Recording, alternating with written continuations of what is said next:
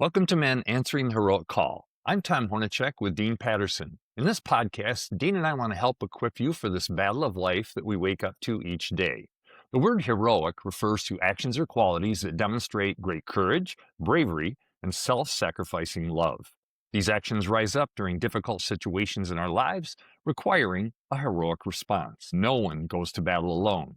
As men of Christ, we answer the call together. Each episode, Tom and I will share stories about our personal lives, but truth about the Catholic faith as well that help us to grow in faith, hope, and wisdom, and ultimately help us to be the men that God has called us to be.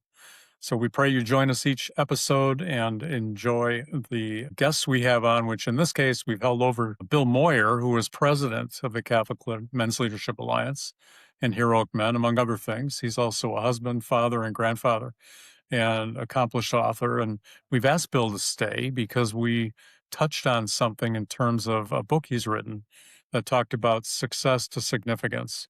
Many of us men are caught in the loop of being achievers, but we miss many other elements to being the man calls us to be, the man God calls us to be.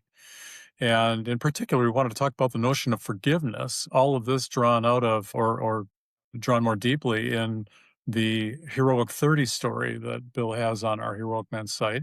So we encourage you to listen to that as well. But Bill, welcome back. Thank you for coming back. Thank you, Bill. It's always good to be back. It's always good to be invited back. Well, Bill, we wanted to talk more deeply about the notion of forgiveness because it is something we're all called to. God calls us very clearly to forgive 70 times 7. And it's not something that I think we're good at. I don't want to say just men are not good at it, but certainly I think we all struggle with it. And it'd be interesting to hear your story of forgiveness as well as kind of in the context of from success to significance, a very scriptural approach to growing as the man God called you to be. Let me begin this way. You referenced the book that I wrote. It was my first book. Wrote it with my son, who was 22 at that time. And it was an idea I had for a long time, called Seeds of Success. Subtitle: The Journey from Success to Significance. And we laid out some seeds of success. But that book never would have happened. It was the book I was always working on. It came from my son being with me doing a leader's workshop like we do in Heroic Men for a diocese, where I asked the question, who's the spiritual role model of your family? Who's been the person who's been your spiritual role model in your life? And there were about 35 leaders there in that meeting, and we collected the names, and only 3 out of 35 chose their father. One of those 3 was my son. Everyone else had their grandmother, their mother, their teacher in some class they had somebody else, the father. And that got my son so upset. He said, that book you've been working on, I have an idea. We need to write a book that'll change that. And that's where that book came from, because it really is the story that ties into the forgiveness. Because of my 4 kids, as a father, I have four grown kids, 9 and next week, number 10, grandchild coming. And we call grandchildren second chance kids, right? We get to that point in our life, we figured it out now. And then we hope our kids that we messed up don't mess our grandkids up. And anyway, that's kind of what it is. So we need a lot of forgiveness even with our grown kids.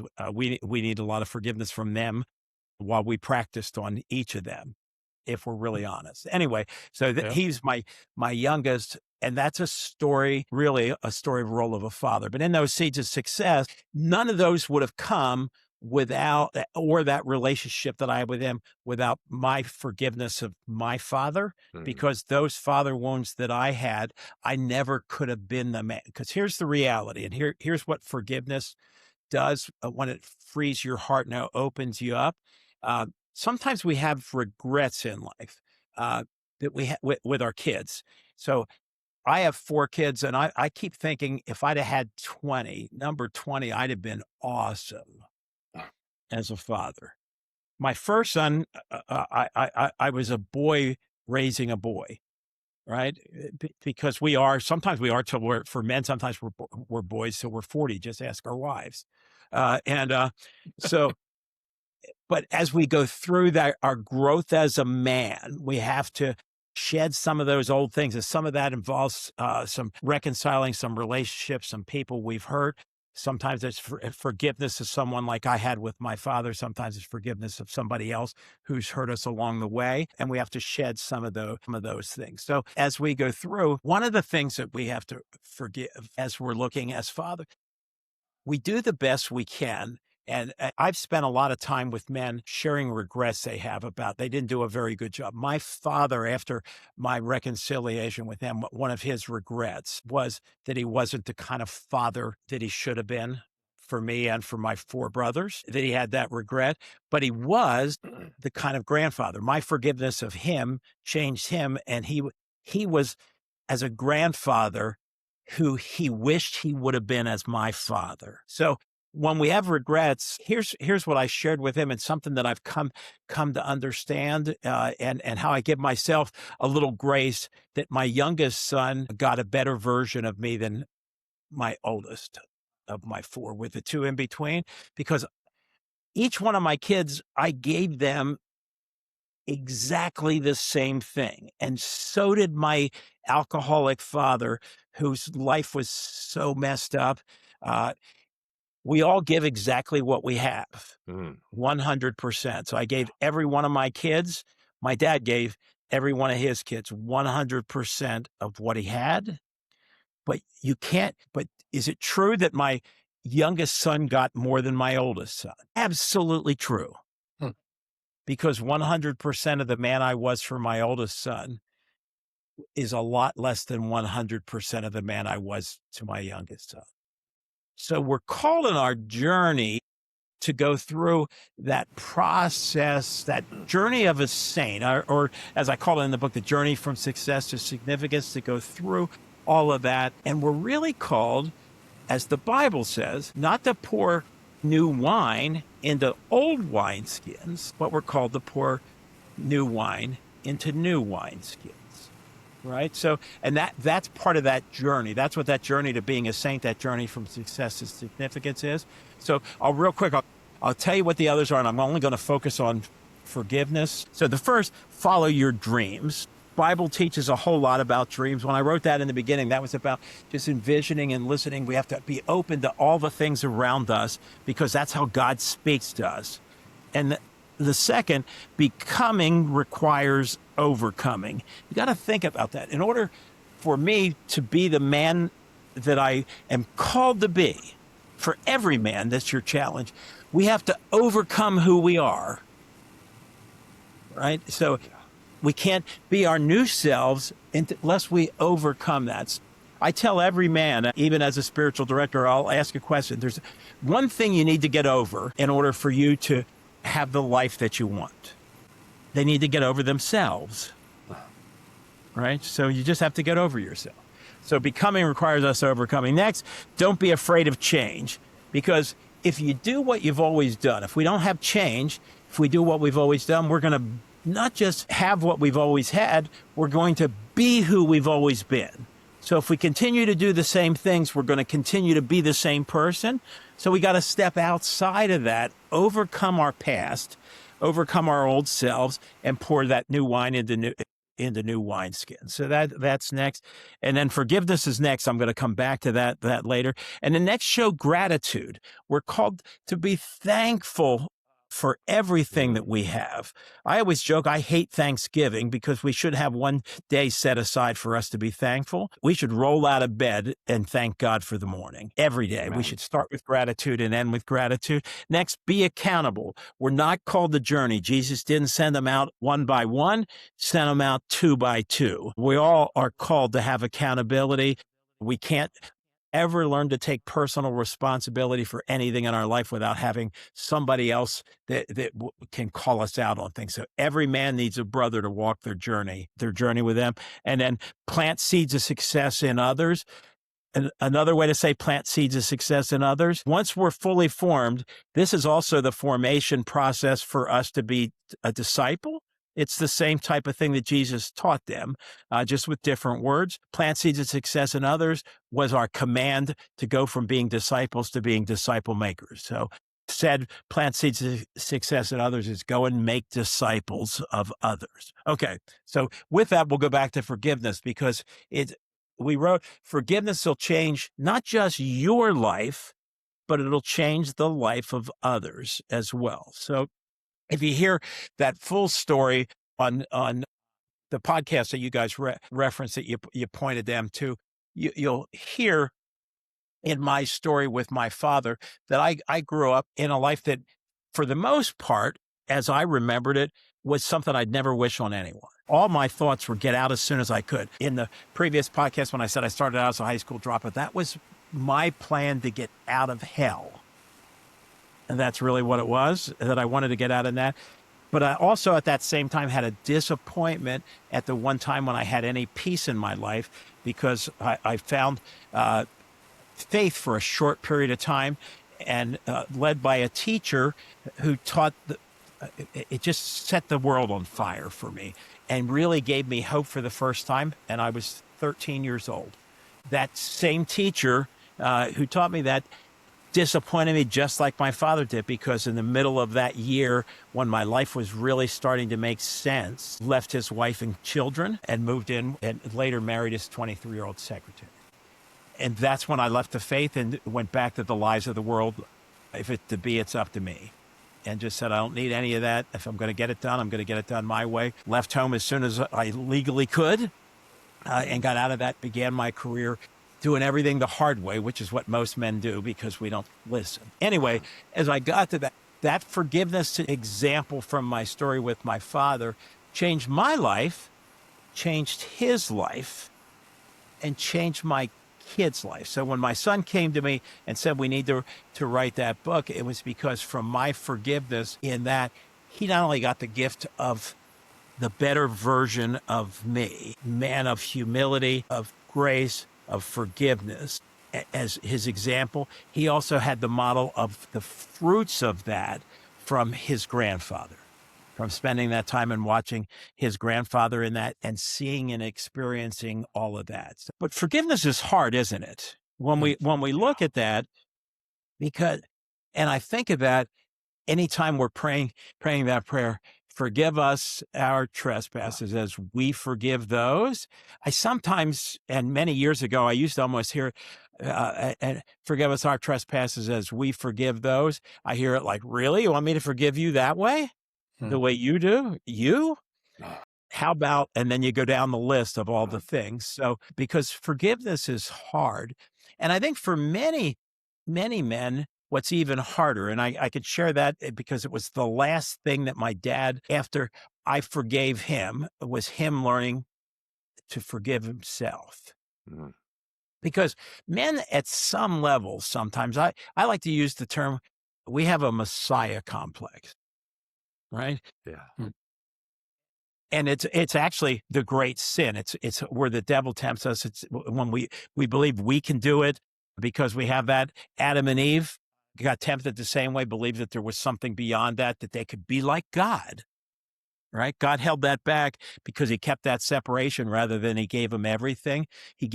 We are going to see everything exactly like God. We're just not going to see it in this world.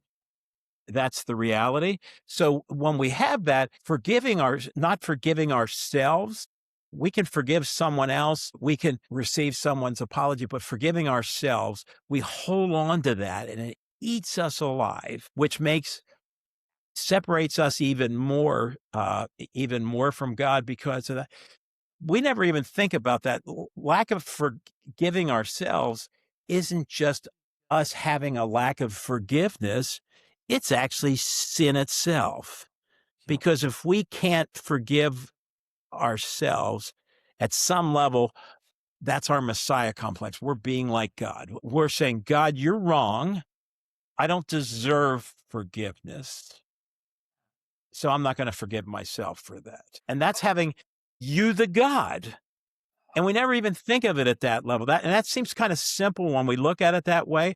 But as I've counseled in spiritual direction with men, and I'll ask them that and say, but it sounds like you have a problem with God, like you know more than God does. They'll look, no, and I'll say, well, do you believe God can forgive you?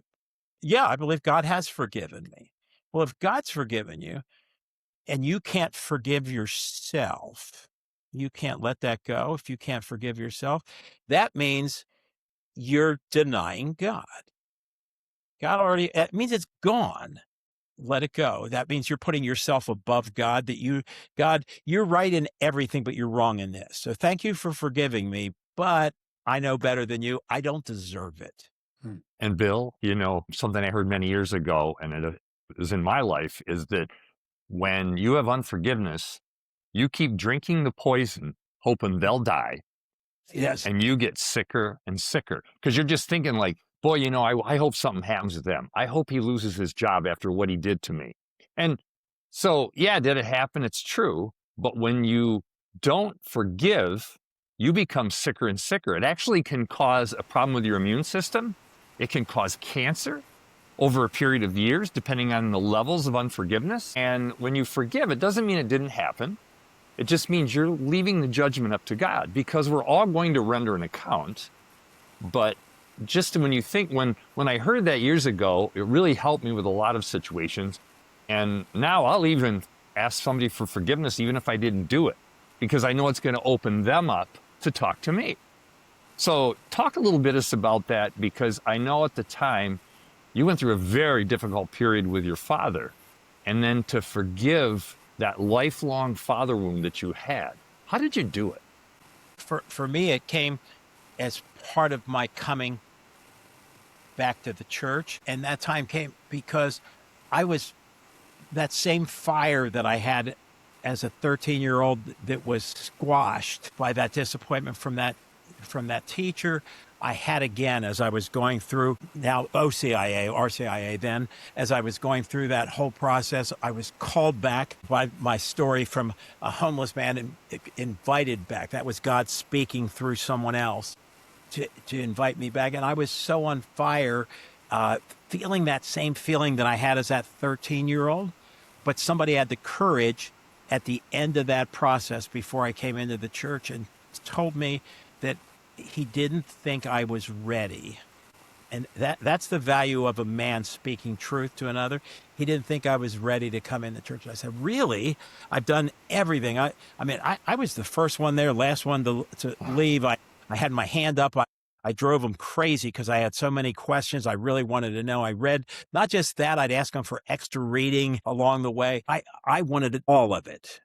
And he said to me, it's not what you know. You've met every requirement. You've gone over and above. I believe you have a real passion for that. But how can you stand before God on that day, on Holy Saturday, and say yes with bitterness in your heart from your Father? How can you ask to be forgiven as you forgive? And he said, so we're not going to deny you the sacrament because you've met all the requirements, but I want you to pray about that.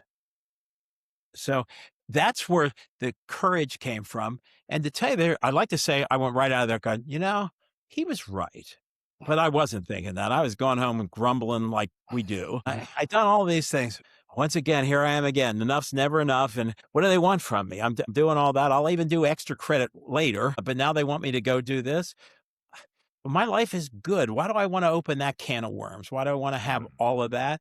I did not even realize that. Remember that once you say yes and say yes to being a disciple, we're called to go and make disciples. So you're not really a disciple if you don't go and make disciples. I didn't even understand then that my forgiveness of my dad was part of making disciples, because it wasn't my forgiveness of him began his journey of reconciling with others, but it was also him reconciling that in his own life. He had some things he had to let go of because his father was also an alcoholic who kind of rejected him in his life, and his grandfather before that. And I don't know how many generations back beyond that. So he had to unpack all of that, but that opened it up. But he needed somebody then still to guide him through for that, because we end up as men, we go to introspection. Men go inside themselves, and we kind of like to walk on our journey thinking, and we think that's not true. We can ask our wives. What do they always say? I don't know what you're thinking, because we take that in, but we're called as men to go from introspection to invitation. Remember, we're invited not to stay 40 days in the desert in prayer. We're called out of that to go out in a spirit of invitation and invite others to Christ. But first, it requires that forgiveness, us forgiving others and us asking for forgiveness from others. Just asking for that, even if they're not asking you for it. My dad didn't come to me and ask me to forgive him, never one time. In fact, if he would have before that moment, I wouldn't have given it to him. Well, I Bill, would have. I just heard something, and everything you're speaking right now speaks to that. And they said was, if you're on an airplane, there's an emergency, the oxygen masks drop down. Hmm. You have to, they tell you, put yours on first before you can help someone else. And isn't that true? We have to first be healed. The first time we meet Jesus in our life, we want to go out and conquer the world. But first, we have to establish a relationship with him and a freedom with him before we can ever do that. And boy, when she told me this last night, I thought, boy, that is so true. We have to take care of ourselves before we can help others. And that's Yeah. what you did. So, and then I was ready. So part of our journey is shedding all of those old things. That's goes back to that seed of success. Becoming requires overcoming. I had a lot of things that I had to overcome, that I had to move past, but you can't overcome something. You can't shed those things if you don't bring them out into the light. Because what men do, because we're introspective, we pack them away, lock them away someplace, and do what we've been taught to do. What are men taught to do? Big boys don't cry, suck it up, fight through it, move on, all of those things. And we never reconcile that. We never spend that time, but we got to bring it out of the darkness and bring it into the light. And when we bring it out into the light, in the light of day, it looks different. So to talk about the power of forgiveness, let me share this example. I'll do it by asking you a question. Can you change the past? No. Change perspective on the past, but not the past. Yeah. But anybody that's ever been in anything that I teach knows every question I ask, the answer is always yes and no. It's always, so no, you can't change dates, times, events. It's etched in history. Those things happen. But forgiveness changed my past. And here's why. Because when we pack all the hurt away, when we put all that into that little lockbox and pack it away somewhere because it's too painful to ever go there again, we don't want that to be part of that. We've rewritten our history. And along with packing away all the hurt, we have to pack away all the history. So I never one time, when I thought about growing up, when I look back on my history, even as a young man, I was 33 when I came into the church, very fitting age, actually. So it's 33. And when that happened, as I looked at that forgiveness had me open that box of all those hurts and reconcile and deal with those things. But also locked away were all those great memories, because I grew up in a golden age when kids could go outside and play from morning to night, and the neighbors watched out for each other. And when my dad was drinking and passed out at home, and there was no lunch for us because my mom was at work, neighbors knew and called us in and took all that stuff was all gone. But I also then remembered my dad playing ball with me. I was a really good baseball player because my dad for hours and hours and hours pitched to me. And sometimes late at night with just a little street light outside would catch while I was pitching. And didn't remember any of those. All I ever remembered was police coming and taking him away, or him breaking windows in our house, or us hiding in the car because because it wasn't safe to go in the house. Because you can't lock away part of it without locking away all of it, because it's too close. So when I opened it up, my whole life changed. Now the past that I had I still remember the days, the times, those events, but I don't feel the sting because I have them in the context of a man who gave all that he had, because all I remember was a man who gave nothing. Right. And that's what forgiveness does. It'll change your life, but you don't realize it changed the whole history of my family and just gave them something now when they look back. And I would have just closed that off and said, our family started from the day I married Rose. Mm. Phil, I've got a question, but I mean, I'm like a lot of men. I think I've got people to forgive, and I think I've done it. I mean, I've even gone to the level of I've got a list of 19 people. Some of them aren't even living. One's been gone for 28 years. And what I think I hear you saying is there's a lot bottled up with that, personal issues to unpack and to pray into. And ultimately, compassion comes out of this. You end up thinking about the people you need to forgive that they didn't intend to. In fact, many of them don't even know that I was offended, and I don't know if that speaks to men listening here. The other thing I hear in prison all the time is, God can't possibly forgive what I did. I did, one of the deadly sins.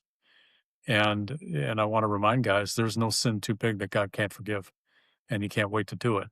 But there's more to forgiveness than just accepting it. You've got to lean into it, it sounds like, and you did. Whoever the OCI director was for you challenged you to go deep about what is holding you back from truly forgiving. I guess the question comes, how do you know you're done with forgiveness, and are you ever done with forgiving others? Well, even if you've cleared the slate, a new beginning. And I always use this as the example. My wife has this little thing that she always has done with our kids, and now she does it with our grandkids. It's how she gets them out of a bad mood or when they're misbehaving. It's about talking about this start over, because that's what forgiveness is. It's a new beginning. Mm. It's new wineskins, right? So, but she uses an Etch-a-Sketch, if you remember that. So if one of the kids comes and they're having a day when they're kind of wild and crazy, then she'll say, remember Etch-a-Sketch. And then she goes like, erase, erase, erase. So now with our grandkids, sometimes they'll be with us and they're having a bad day. And we might say, Lincoln, what did you learn? And he'll go, erase, erase, erase. And then he starts over and then he's better. That's what forgiveness, it's erase, erase, erase. The problem is the buttons, the two knobs are still there on the Etch-a-Sketch, aren't they? Yes. Because we're still human. So we're going to draw some more squiggly lines and some things that don't really make any sense, that are a struggle, and it gets kind of ugly. We have to remember reconciliation is our erase, erase, erase, but we've not fully reconciled until we reconcile with others. And I think that's too, hard. I think guys too, when you get to a point of forgiveness with a person, that in your prayer life, you're praying that the Lord will bless them, heal and bless them, whatever's going on in their life. And they pop up. And when you're praying, guys, if you're listening right now, when something comes to mind, pray into it. That's how he talks to you. That's how he gives you those little nudges, and pray into it. But when you really realize there's layers of forgiveness, and the Lord understands this, he created us. He knows how we're wired. So listening to what Bill said, I'd really want to encourage everybody listening right now, go to Heroic Stories on our app or on heroicmen.org and listen to Bill's whole story. I think it'll be very helpful to you. When a homeless man led him back to God, because I think you'll hear something in there that will help you in your story, in your walk with the Lord. Because we're in this battle together, brothers. It's not alone, and forgiveness is a big part of it. And sometimes it's forgiving ourselves, Bill, just like your father struggled with. We do struggle with that as men, don't we? We do. Dean, I want to give you one last little point to help you with your question. When you said some of those people that are on your list are gone now, but they're just not in this life. So pray for them, because the greatest thing you can do, you can have your apology through prayer if you need, or if you need to forgive them, your lack of forgiveness to them might have them stuck in purgatory. So I pray harder for those that are already gone, because I think that my prayer might be one of those prayers that gets them, that's holding them back, or their bitterness about my lack of forgiveness where they hurt, or that estrangement or whatever. So if they're already there, already in heaven. I want to pray because I need a saint helping me with all my other struggles for sure. So prayer is always the answer. Remember, it's always Nice. prayer and the word. Right? If we live our lives with that as our guidepost, those are the new wineskins that we have. And then we keep pouring that new wine into those new wineskins, and our lives will change in a way you can't imagine. They won't get any easier, but they sure will be better. Nice. Well, I can't think of a better note to end on. Tom, we're Yes. at our time here, but Bill, just so much gratitude for you in the Heroic Men ministry, but for this and for the wisdom you're sharing today. Guys, you're not going to want to miss next. We're going to take a little deviation back to some podcasts that we did recently, all around the weakness that it isn't just men, but it's 4 times more likely to be men that struggle with pornography as it relates to our role and as the men God called us to be. We're going to invite a man named Matthew Kristoff on our next episode, Tom, and Matt is a phenomenal human being, and to say that he has done a lot of the original research on the Catholic man crisis. Really, it's a man crisis. But Bill, he's also a co-founder, I think, in the Catholic Men's Yes. Leadership Alliance, if I Yep. recall. He is. Yeah. I try not to miss any of your podcasts anyway, but I'm for sure not missing Ah. Matthew Kristoff. Yeah. So Matthew will join us next time. Tom, do you want to close us in prayer as you do? And we'll Sure. again just say thanks, Bill, for your time And Bill, today. we just want to thank and honor you as one of the founders of Heroic Men and the Catholic Men's Leadership Alliance. And it isn't just prayerful support and your leadership, also the financial. A lot of men donated for the support to start this. And we just want to honor you for that and for this ongoing ministry. And I'm encouraging other men, if you're listening right now, and you appreciate the content, make a pledge. You can go on at heroicmen.org and click on donate, or on the app and donate. I also want to encourage you, gentlemen, right here, this little business card can change a life, and it's one soul at a time. You can get these off the Heroic Men website, heroicmen.org, carry them with you. And when you're talking to another guy, just say, hey, have you ever looked at the app? It's free, Heroic Men. And the content, go and watch the series by Father Larry Richards, Be a Man. Just, it's that easy, gentlemen. Or leave a tip in a restaurant if it's a male waiter, and leave a note. Check out this free app. It changed my life. It's that simple, guys. Evangelization is not that hard. But get these cards, and you can start doing that tomorrow. So anyway, thank you again, Bill, for your leadership and for all the gifts that you're sharing with us. And let's close in prayer. In the Father, the Son, and Holy Spirit. Amen. Holy Mother, Ark of the Covenant, sweet Virgin Mary, Holy Mother of God, my mother, my queen, Saint Joseph, husband of Mary, servant of God, true man, just man, terror of demons. We come before you today and ask for each of our listeners, their families, and friends. Please cover them in your Son's precious blood of protection. Fill them with irresistible grace. Give them a thirst for your Son Jesus, that they would come to know him, love him, and serve him in this world, that one day we all may adore and glorify him forever in the next. Amen.